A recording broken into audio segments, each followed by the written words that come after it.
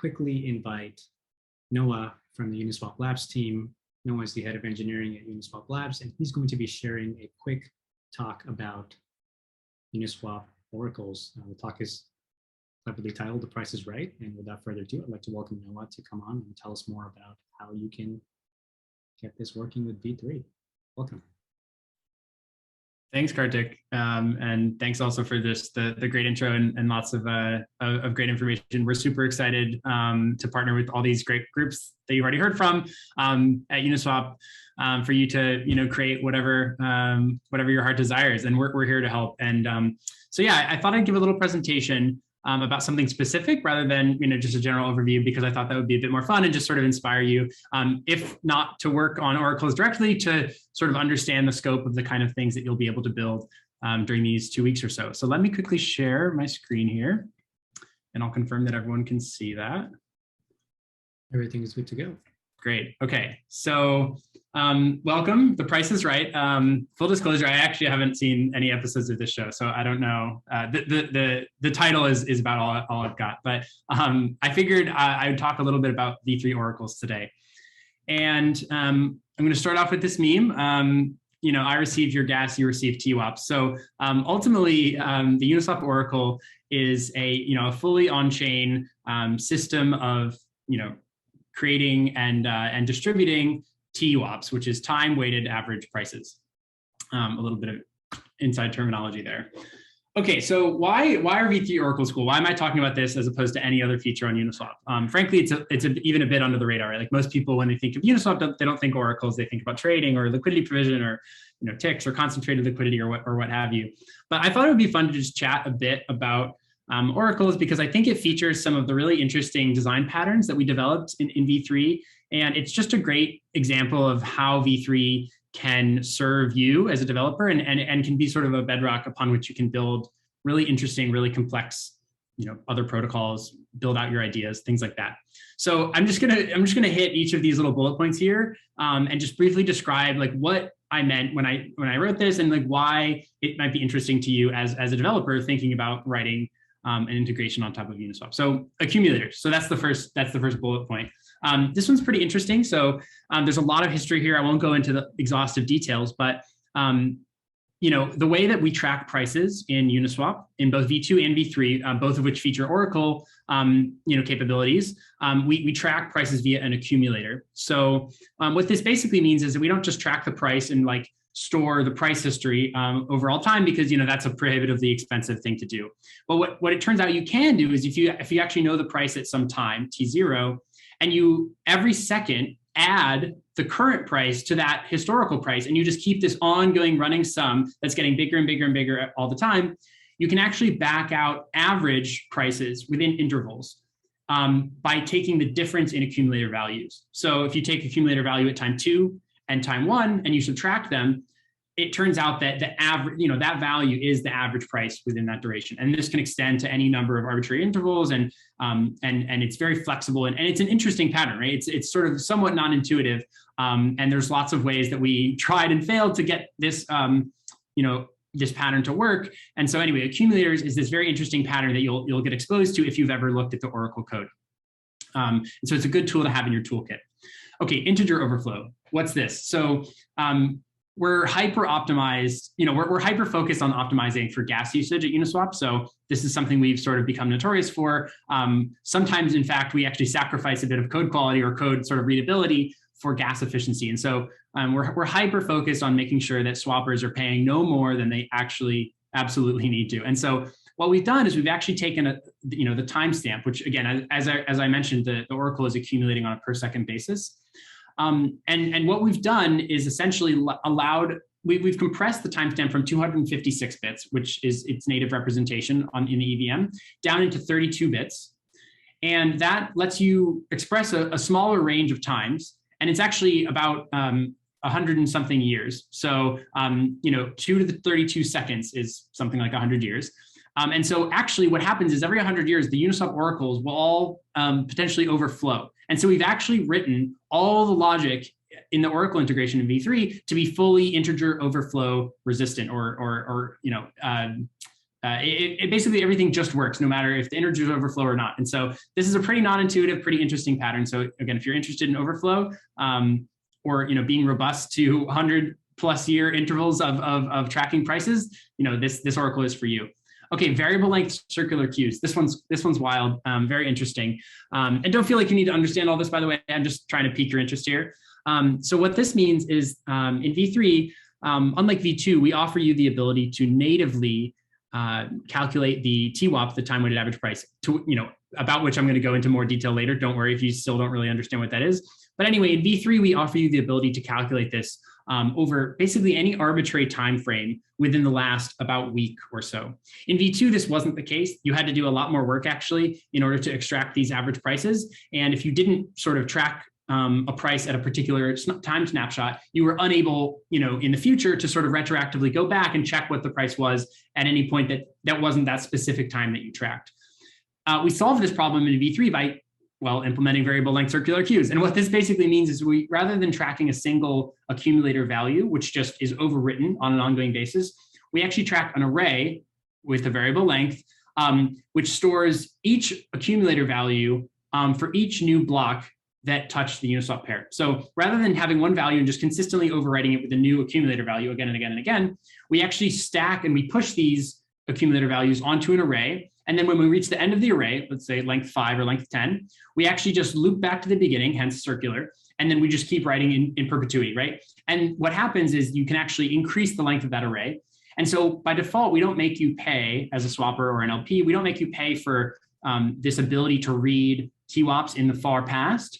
But if you want that feature, right, you can actually extend the length of this queue and get access to these historical prices. And so very complicated implementation. Don't take my word for it. You can go look. But a very interesting feature that was basically core to this improvement in oracles from V2 to V3. Okay, binary search. This is a cool one too. So again, now that we don't have just a singular observation, we have actually an array of them. We have this problem where we need to get the observation or the accumulator value or the price, right, at a historical time. And that time might be a long time ago. It could be a day ago, it could be an hour, it could be 2.5 hours, it could be a week. And we actually don't natively know where to look in this array for that value. And so what we actually have to do is a binary search. So we know that this circular queue is sorted with an offset, right? So because it's circular, you're never starting. It's not guaranteed to be sorted from index 0 to index max, but it is sorted sort of starting from the current index, and going around in a loop. And so we can actually abuse that feature by performing a binary search whenever we're looking for a historical observation at a particular time moment. And so again, don't take my word for it. This implementation is publicly available. You can look at it in our GitHub. Super interesting. And again, a great tool to have in your toolkit. Binary search, extremely efficient, log n complexity, a really great way to find data in a gas efficient way, given that your input data is sorted chronologically or by whatever sort of sorting criterion you care about. Okay, linear interpolation. We're almost done here, and then I'm going to actually explain what some of the Oracle stuff does rather than just titillating you with these fun little details. Okay, linear interpolation. This is a cool one. So as I mentioned, the accumulators and the oracles in general work on a per second basis, right? So you can get the price at any given second, which is what we sort of intuitively understand as humans, right?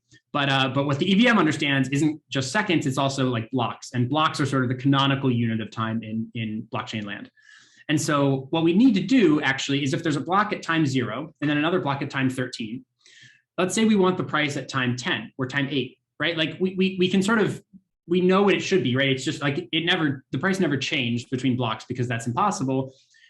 But we sort of need to we can't say that the price is what it was at time 0 or 13 because that's not quite right. You know what I mean? We need to sort of do some, interpolation between 0 and 13. And so linear interpolation just refers to the fact that the core, the V3 core code, which implements oracles, actually does this job of linearly interpolating between blocks if you're looking for the price at a historical moment, which actually didn't have a block, but just happened to be between 2 blocks. So yes, this is another interesting feature. And then finally, we get to use all 3 Pythagorean means when we're using oracles. So this is a pretty cool one. One thing I didn't mention actually is that we don't just track average prices in V3, we actually track average liquidity as well in the same fashion. And I won't go into much more detail than that, but suffice it to say that we're tracking average prices via an accumulator and average liquidity via the same. And what this lets us do is so first of all, we can get arithmetic means of ticks, which are a representation of prices in Uniswap v3, right? So arithmetic mean, great. And that's exactly using that logic that I mentioned earlier about the accumulator, right? Like if you have an accumulator value at time 2 and time 0, you can just take the delta, divide by the interval length, and there's your average over that interval, right? So that's an arithmetic mean. And so that's what we can do for ticks, say. What we do with liquidity is we actually track not just liquidity natively, but seconds over liquidity. For complicated reasons that, again, I'm not going to explain, but because we're tracking S over L and we're trying to get the average L liquidity, if you accumulate S over L on a sort of rolling basis, and then you divide out by seconds, which you can obviously get from just the duration of whatever period you're looking at, it turns out that's the harmonic mean, right? So the harmonic mean is like 1 over X, summed up, divided by like the X or something, I don't know if exactly I said it right, but you can look up a harmonic mean, and basically that's what this is. And there's different properties that the harmonic mean has relative to the arithmetic mean that make it actually pretty well suited for tracking average liquidity. It sort of downweights, it weights downward for low values of liquidity, which is good because you want to sort of, not put a lot of weight on sort of low liquidity pools, for example, right? So that's 2. And the third is a geometric mean. So it turns out that the arithmetic mean of A over B, when you sum it up over time, and B over A is actually different, right? And that's just because it's a property of the arithmetic mean. The arithmetic mean of ratios isn't equal to the arithmetic mean of the inverse of the ratios. A little bit unfortunate. And so in Uniswap v2, we actually tracked both A over B and B over A. So for ETH DAI, say, we tracked the ETH DAI price and also the DAI ETH price, which are basically, again, the same, right? But because of this quirk, the arithmetic mean, they aren't actually equal. And so we tracked both, which was a bit wasteful. And so in v3, what we've actually done is we track now the geometric mean price. And so instead of B over A and A over B, we actually track the root of the product of a bunch of observations of A over B. And actually, it doesn't matter if it's A over B or B over A, they're the same. If it turns out like if you have A0, B0, A1, B1, if you take the product of those and then take the root, the second root in this case, it's the same value as if you had just flipped everything, right? And so that's actually quite a nice feature. It gives you sort of a canonical price for 2 assets rather than 2, which you need to choose between and are ultimately sort of arbitrate, right? So it turns out that by tracking arithmetic mean ticks, which actually represent exponential prices, you get geometric mean prices. So arithmetic mean ticks correspond to geometric mean prices, meaning we've used all 3 means. So anyway, cool. Don't feel like you have to understand all this, but hopefully, again, it's just interesting and like prompts you to dive a bit more into the code, again, which I'm going to explain how to do very soon. So, okay, without further ado, let's move on from this. And we still have a bit of time left. So let's actually talk about like what Uniswap v3 oracles are, maybe now that I've fully confused everyone. So they are on-chain permissionless TWAPs, which again are time-weighted average prices. And so basically what they are is for any given liquidity pool on Uniswap, let's say ETH DAI as a great example, right? People are constantly trading with this pool. They're providing liquidity. And more importantly, or most importantly, perhaps they're arbitraging this price to match what the sort of true price of ETH DAI is across the entire market. And so the Uniswap price natively tracks the price of these assets, in an incentive compatible way, right? Like in this permissionless environment, there's always you'll make money by trading the price on Uniswap closer to the true price. And so, you'll just do that. And then as a benefit, right, we have access to this price now because of this Oracle feature. And so we can use the sort of true or arbitraged price of ETH DAI, say, as an input to any number of systems that we want to build on top. And so like the most obvious example, right, is if you want to offer people like leverage, where you deposit ETH and you want to let them withdraw some dollar denominated asset in return, up to some collateralization ratio, and then you want to maintain this sort of ratio and have a liquidation system and things like that. Well, you can actually do that natively if you have access to some kind of true price of ETH USD or ETH DAI or what have you. And so that's just one example of how tracking the price on Uniswap and having access to that on a historical basis, crucially, can actually be a really powerful way to have a permissionless system of prices that you can use as inputs to other economic, systems, say. So that is what TWAPs are. And this is a bit of an example. So if you were not following what I was talking about earlier with like the array of observations and things like that. So on the bottom here, let's start with this last row. So that's the V2 oracle, right? And so we have this price accumulator, which at time like 1 p.m., it looks like has a value of 11,400. Right. And then there's a bunch of blocks that go by. And then if we want to check again at time 2 p.m., this accumulator you see has increased. So it's 48,000. And so what you can do is you can take the difference, 48,000 minus 11,000, divide by 1 hour, and then you get the average price over that whole duration while the accumulator was ticking up. But crucially, what we didn't do in V2 is we didn't store this 11,000 value. You had to actually proactively go ahead and store it yourself, wait an hour, and then check what it was against that historical value. And so if you didn't store it, you're out of luck, and it's actually hard and costly and sort of frustrating to have to do this. So what we've done in V3, which is now the top row, we actually store all of these checkpoint values on a rolling basis, again in a circular queue. And so now at time 2, you don't have to have stored anything at time 1. You can actually just look back in the array using a binary search. Find that historical value, perform the delta, get your arithmetic average tick, and then derive the geometric average price over the whole interval. So this is super cool. And you can actually do this not just at one time, but like at any variable time in the whole duration of the tracked sort of period that the oracle is tracking. And again, you can see here it says up to 9 days later, right? The oracle is about a week or 8 or 9 days worth of data when it's fully initialized. And so this is a really powerful way to calculate any sort of arbitrary curve or price, average over this whole interval. So hopefully that helps a little bit. Okay, so why? More importantly, I've described more or less what Uniswap oracles are and how they work, but why would you use them? So the first is that they're economically robust. And I touched on this earlier, right? It's important to have full incentive alignment for a system to sort of be trustworthy. And so economically robust refers to the fact that, again, if the price of Uniswap of, let's say the ETH DAI pool diverges from the ETH DAI price on Coinbase or Binance or any other DEX on Ethereum or any other DEX anywhere, there's going to be money on the table for some arbitrageur to come in and trade the price back to its, fair or true value.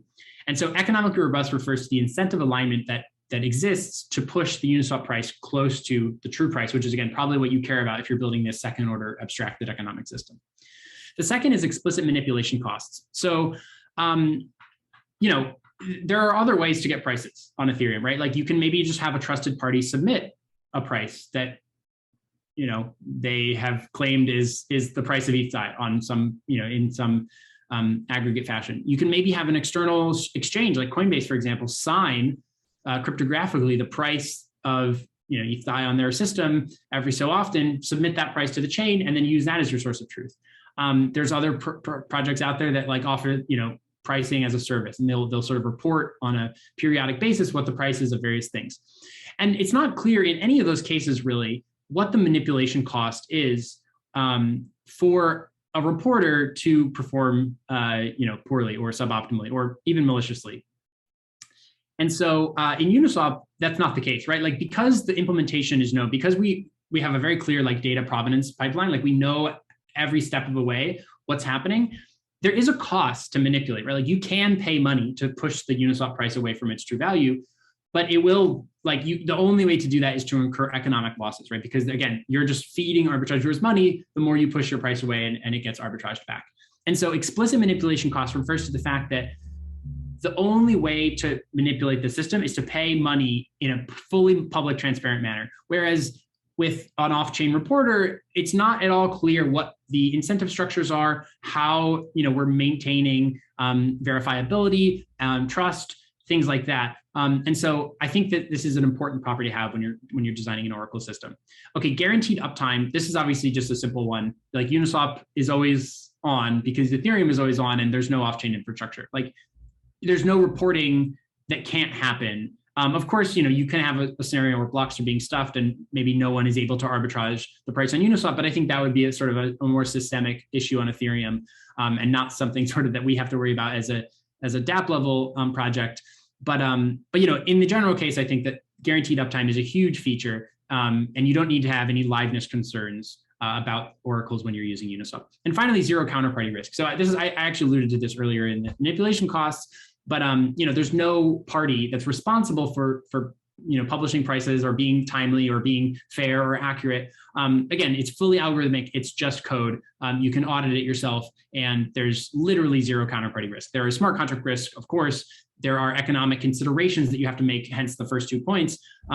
But there's no actual party that is able to, to cheat or misuse your system. So hopefully that it motivates you, and it sort of explains why we think that decentralized permissionless oracles like Uniswap are very powerful, and of course maybe not as sort of fully accurate. Like they're not always going to track the exact price off chain of any of these different assets, because again, there's a little bit of arbitrage flow. There's the fact that you're just taking an average as opposed to looking at spot, which you can sort of trust off chain. But I think that these benefits are really quite strong, and they potentially outweigh those costs.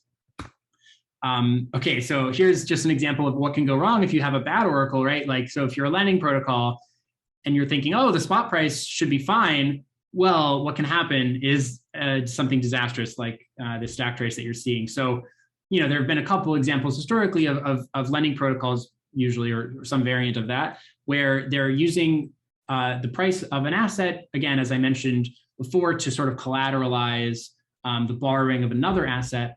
And they're using more or less what can be referred to as a spot price, which is the immediate price at any given moment, which is fully manipulable, right? And there's like very little cost to manipulate the spot as opposed to an average, because you can do that synchronously as opposed to you being forced to do that over multiple blocks over a given time span. So these lending protocols historically like used the spot price, and in fact not even an off-chain spot, which would be more like an off-chain oracle reporter where it's accurate maybe, but there's like you don't know who that reporter is, and you don't know if you can trust them. But they actually use the spot price of an on-chain protocol, like they use the spot on a DEX to figure out the collateralization ratios. And so this is really dangerous, right? Because you can fully manipulate the spot sort of at quite low cost, exploit the lending protocol, as you can see here in this stack trace. This is BZX.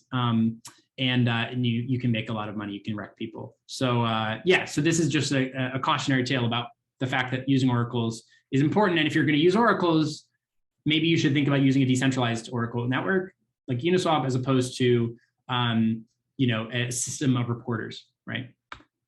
Okay, finally, how?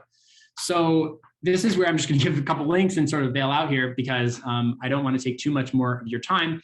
But there's a couple places to go to look. So the first link here is the V3 core code on Uniswap's GitHub. So what this is the implementation of oracles at the lowest possible level. This is going to have all the juicy details that I mentioned at the beginning: variable length circular queues, binary search, all this good stuff. So if you really want the sauce, that's where to get it. So V3 Periphery is a bit different.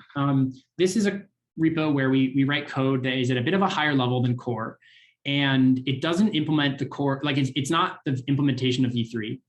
That's in core. What it is, though, is it's a set of sort of helper contracts, helper libraries, things that abstract a lot of the like nitty-gritty details for you, and basically offer a sort of smooth, developer-friendly, hopefully, API surface, right? And so an example of this is like the router contract, which is actually how you trade through Uniswap. That's a peripheral contract because it's never holding people's funds. It's not implementing the AMM functionality. It's simply like managing approvals. It's managing transfers, doing the core sort of swappage logic, doing swapping logic, doing slippage checks, things like that. Crucially, additionally, it also has a lot of Oracle functionality. So there's a library in there called Oracle Library, and it again offers like a bit of a smoother interface to using V3 oracles in a way that is going to be easier to digest as a third-party protocol that wants prices in some for some input to their system. Finally, there are some docs. So if I missed anything in this description of oracles, as I'm sure I did, you can look at this doc page here. Probably just the easiest way to search it is just go to the docs.uniswap.org site and like search for oracles rather than typing out this link. But there's a lot of information there about this system and why it might be interesting to you. And finally, of course, the Discord is always available as a place to ask questions about these things. And so I'll be on there. A bunch of team members and people from ETHGlobal and UGP and things like that will be hopefully on the Discord to answer those types of questions. And so, I want to wrap up, thank you, first of all, oracles. I just wanted to say that, we're really appreciative that you guys are all here and taking time out of your, I'm sure, busy lives to hack for fun and maybe a little bit of profit. hopefully this was interesting, just as a bit of a deep dive into a specific feature of V3 that is near and dear to my heart. I wrote most of this code. I think it's really interesting. I'm excited to see people building on top of it. But I just want to say that there's so many areas like this around swapping, around the user experience, around LPing, around all kinds of really interesting things that that are possible to build on top of Uniswap. So hopefully this is helpful and inspiring. And I know there's lots more to come. I know that Aztec, I talked to those folks and they're really excited about some interesting ideas, building on like layer 2 and zero knowledge to trade on Uniswap. I know there's a lot of interest in Optimism and Arbitrum. So yeah, I'm excited to see what you all build. Don't feel like you have to use oracles, but again, thank you for your time, and I'm gonna wrap it there. Awesome, thanks, Noah. This is super helpful. I think it's a really good way to point out that it's not just about plugging into the liquidity and trading. There's a lot more you can do with V3. Oracles is a perfect example. I was going to say all those memories of me prepping for engineering interviews are finally coming back. And you can see them in practice, and hopefully everybody gets to use this too. So with that, I want to thank you for giving us that great overview. For everybody who has questions, please, you can ping Noah or the broader UGP and Uniswap Labs team on the Discord for any help or questions. And I hope that a lot of you build really cool ways to use and integrate oracles.